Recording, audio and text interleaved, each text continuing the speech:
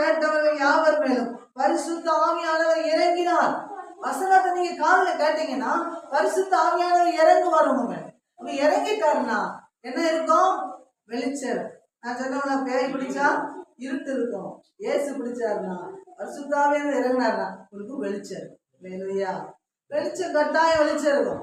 அப்ப இங்க சொல்லியிருக்கு, அவர்கள் வசனத்தை கேட்டவர்கள் யாவர் மேலும் பரிசுத்த ஆவியானவர் இறங்கினார். அப்படி இறங்கும் போது அவர்கள் பல பாஷைகளை பேசுகிறதையும் தேவனை புகழ்கிறதையும் அங்க கேட்டாங்க. பல பாஷைகள் வாயில வருதான். அவங்க ஆண்டவரை புகழ்றாங்களாம். அப்போ எல்லாம் துதிக்க ஆரம்பிச்சிட்டாங்களாம். ஏசு நல்லவர், ஏசு நல்லவர், என்றென்று மாறாதவர், அவர் என்றென்று மாறாதவர். இது நடந்த உடனே சொல்றாங்க, ஏசு நல்லவர், ஏசு நல்லவர், என்றென்று மாறாதவர், அவர் என்றென்று மாறாதவர், அவர் நல்லவர், சர்வ வல்லவர், அவர் கிருபை என்று உள்ளது, அவர் நல்லவர், சர்வ வல்லவர், அவர் கிருபை என்று உள்ளது.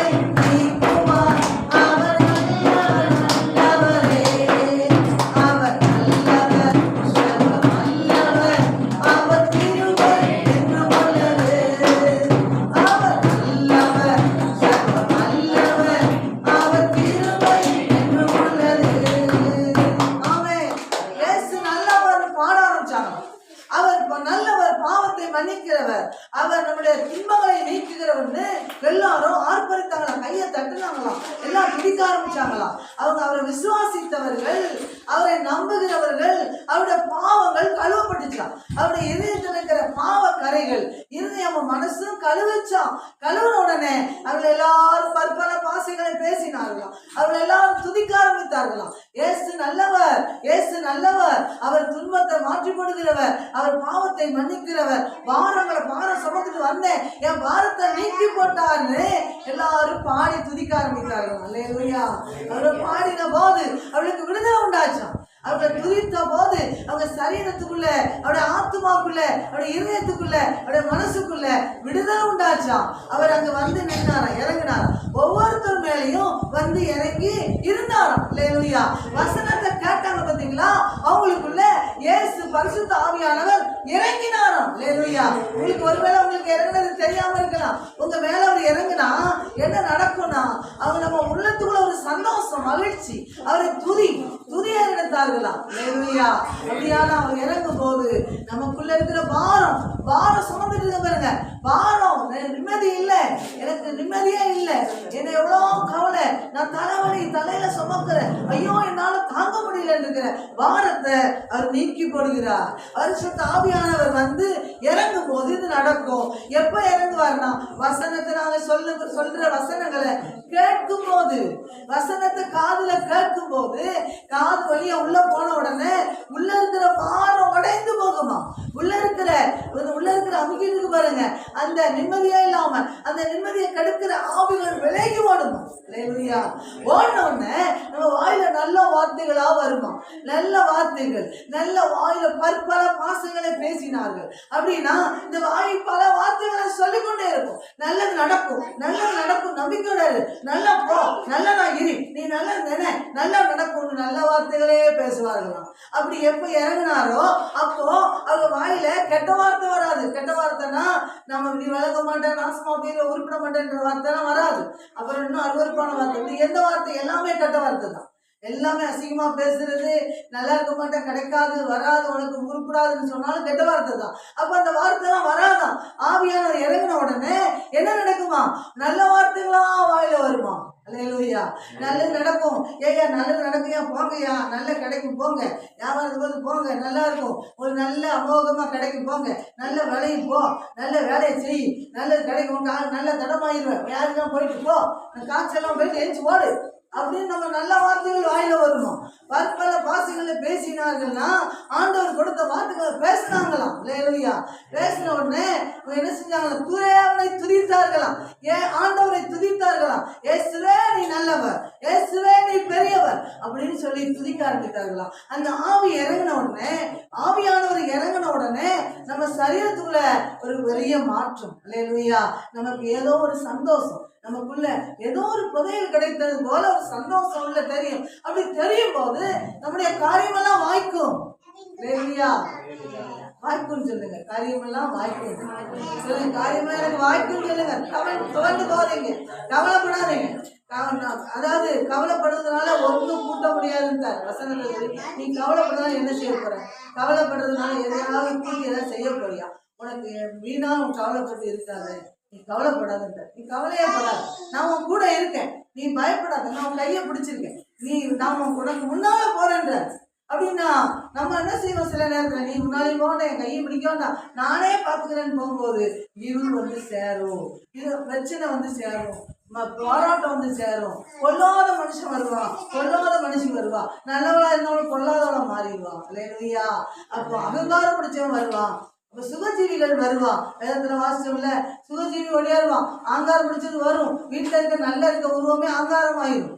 அப்ப யாரை பார்க்கணும், அவரை என் கையை பிடிச்சி நடத்துன்னு சொன்னார்ல, நானும் கருத்தை பிடிச்சி நடத்துறேன், நான் உனக்கு முன்னால போறேன்னார்ல, அவரை நோக்கி பார்க்கணும். அவரை நம்பும் போது அவர் நமக்கு முன்னாடி போவார். நான் உனக்கு முன்னே போய் கோணலா இருப்பதெல்லாம் செவையாக்குவேன்றார். அல்லேலூயா. அப்படி செவைப்படுத்துற உடனே நமக்குள்ள சமாதானம், நிம்மதி, ஒரு சந்தோஷம், நல்ல தூக்கம். இல்லைன்னா நல்ல தூக்கம் வராது. இத்தனை பிரச்சனைக்குள்ள மனுஷனுடைய பிடி, பேய் பிடி, நம்ம நாட்களால் நம்ம சொந்தத்தினால பிடி, இப்படி இத்தனை பிடி என்ன செய்யும், தூக்கமே வராது. தூங்கினும் என்னென்னமோ பார்த்தாலும், நீங்க டாக்டர்கிட்ட போய் மாத்திரை போட்டாலும் தூக்கம் வராது. தூங்க விடாம உங்களை அடிச்சுக்கிட்டே இருக்கும்.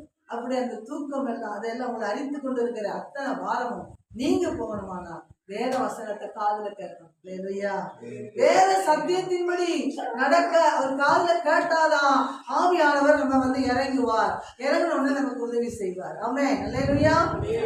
அதனால பாடுறாங்க பாருங்க, இயேசு நல்லவர், அவர் துன்பத்தை மாற்றி கொடுக்கிறவர், அவர் பாரத்தை நீக்குகிறவர், பாவத்தை கழுவுகிறவர். ஆமென். அல்லேலூயா. இன்னைக்கு ஒரு தீர்மானம் எடுங்க. நீங்க எல்லாரும் ஒரு தீர்மானத்தோட ஒரு உறுதி எடுங்க. உலகத்துல கொஞ்ச நாள் தான் வாழ போறோம், கொஞ்ச நாள் தான். 100 வயசு 150 வயசு தெரியாது, ஒரு 150 வருஷத்துக்கு கூட இருப்போம் எல்லாரும். 150 வருஷத்துக்கு இருப்போமே, நல்லா இருப்போமே, நல்ல கால் கையெல்லாம் தெம்பா நல்ல திடனா இருந்தா இருக்கத்தானே செய்வோம். போகணுங்க சொல்லுவோம். நமக்கு வலி எப்போ அதிகமாகுதோ, எப்போ நம்ம கால் கை திடம் இல்லையோ அப்போதான் நம்ம எண்ணத்தை போய் சீக்கிரம் போய் சேர வேண்டியதான், சீக்கிரம் போய் சேர வேண்டியதான் வார்த்தை வரும் அடிக்கடி.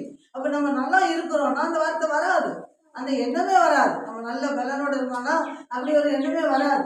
அப்படி ஆனா வேத வார்த்தைகளை கேட்கும் போது நமக்கு பலன் வரும். இல்லையா, கர்த்தருக்காக காத்திருக்கிறவர்கள் புது பலன் அடைந்து சட்டைகளை அடித்து உயரம் பறப்பார்கள்.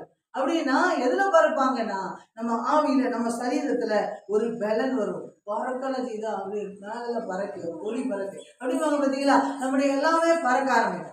நம்மளுடைய கைது செய்யற வேலை, நம்ம குடும்பம், நம்ம செய்யற ஒவ்வொரு காரியமும், எல்லா வேலைகளும் அதில் செய்யணும், பறக்க ஆரம்பிக்கும். இல்லையா, பறக்க ஆரம்பிக்கும். எப்ப பறக்கும், கர்த்தருக்காக காத்திருக்கும் போது. கர்த்தருக்காக காத்திருக்கிறவர்கள் புது பலன் வரும். அந்த புது பலன் வந்து மேல நம்மளை கொண்டு உயர்த்தி கொண்டே இருக்கும். மேல கொண்டு போனா என்ன அர்த்தம்னா நம்ம வாழ்க்கையில உயர்வு வரும், தானாவே வர ஆரம்பிக்கும். நீங்க செய்யற வேலையெல்லாம் ஆசீர்வதிக்கப்படும். ஒரு உயர்வு நீங்க நினைக்காதெல்லாம் உங்க வீட்டுக்கு வரும். நீங்க நினைச்சிருக்கே மாட்டேன், இப்படி ஒரு கார் வரும் நான் நினைக்கவே இல்லை. கார் வந்து நிற்கிறேன், பணம் வந்துட்டு எப்படிதான் வாங்கினே தெரியல, வாங்கிட்டா அதெல்லாம் வந்து நிற்கும். அல்லேலூயா, கர்த்தர் நல்லவர். ஆமே, அல்லேலூயா, கர்த்தர் நல்லவர். ஆண்டவர், நீ ஒரு தீர்மானம் எடுங்க, நீங்க எல்லாரும் ஒரு தீர்மானம் எடுங்க. கண்டிப்பா கர்த்தர் உங்களை ஆசீர்வதிப்பார். அவர் வந்து இறங்குவார். நீங்க வாழ்க்கையில உங்க தீர்மானத்தை சொல்லுங்க. ஆண்டவரே, நான் என்ன முழுசும் உங்கள்கிட்ட ஒப்பு கொடுத்துருக்கேன். நான் உங்களே நம்புது ஆண்டவரேன்னு சொல்லுங்க. உங்களே நம்பி வாழ்றேன். நம்பும் போது நீங்க நிம்மதி கிடைக்குன்னு சொல்லியிருக்கீங்க. அடுத்து வந்து எனக்கு விடுதலை கிடைக்குன்னு சொல்லியிருக்கீங்க. என் பாவம் நீங்களும் சொல்லியிருக்கீங்க. என் வீட்டுல இருக்கிற சாபம் விலகி போன்னு சொல்லியிருக்கீங்க. சொல்லணும்ல, அத்தனையும் கேட்ட நீங்க எல்லாரும் ஒரு பொருத்தனை பண்ணுங்க, ஒரு தீர்மானம் பண்ணுங்க. ஆண்டவரே, நான் நம்புறேன்ப்பா, நான் நம்புறேன் ஆண்டவரே, நான் உங்களை நம்பிதான் வந்திருக்கேன். நீங்க ஏதோ வந்திருப்போம், ஏதோ போவோம் கூப்பிட்டுருக்காங்க நம்ம அப்படின்னு இல்ல, ஏதோ நம்ம போனா கொஞ்சம் நிம்மதி இருக்கு அப்படி ஏதோ வந்தாலும் சரி, நீங்க இப்போது ஒரு தீர்மானம் பண்ணுங்க. கர்த்தர் உங்களுக்கு என்ன செய்வார்? நான் பேச ஆரம்பிப்பார். அல்லேலூயா, ஒரு தீர்மானம் பண்ணுங்க. ஆண்டவரே, நான் ஒப்பு கொடுத்து நம்புறப்பா, நான் உங்களை நம்புறேன் ஆண்டவரே. அல்லேலூயா, நான் நம்பி இருக்கேன்னு சொல்லுங்க. நீங்க உங்க இதயத்துல ஆண்டவர் போய் கண்களை மூடி சொல்லுங்க, நான் நம்புறேன் ஆண்டவரே, என் வாழ்க்கையில ஒரு விடிவு காலம் வேணும், என் வாழ்க்கையில ஒரு நிம்மதி வேணும், என் வாழ்க்கையில ஒரு செழிப்பு வேணும், என் வாழ்க்கையில ஒரு ஆசீர்வாதம் வேணும். நீங்க கேளுங்க, ஆண்டவர்கிட்ட உங்க தீர்மானத்தோட கேளுங்க. கர்த்தர் கட்டாயம் தருவா. ஞானம் இல்லையா? ஞானத்தை தருவா. விவேகமே இல்லையே, நான் புத்தி இல்லாம நடக்கனே, எனக்கு பேச கூட தெரியலையே, நான் கேளுங்க, ஆண்டவர் தருவா. நான் எனக்கு ஒண்ணுமே புரிய மாட்டேங்க, தருவார். அவர் தருவார். கர்த்தருக்கு ஸ்தோத்திரம் பண்ணார். ஒருவேளை நமக்கு கேட்க தெரியாட்டா கூட ஒரு குடையும் சேர்த்து கொடுப்பாராம். அல்லேலூயா, ஒரு மனுஷன், நல்ல மனுஷன், தாவீதோட பையன், அவர் கேட்டாரு, ஆண்டவரே எனக்கு ஞானத்தை தாங்க. ஆண்டவர் சொன்னார், எப்பா நீ மற்ற பிசாசுடைய பிராணத்தை கேட்கல, ஆயுசை கேட்கல, பணத்தை கேட்கல, அதனால நீ ஞானத்தை கேட்டதுனால எல்லாத்தையும் சேர்த்து தாரேன்ட்டார். அல்லேலூயா.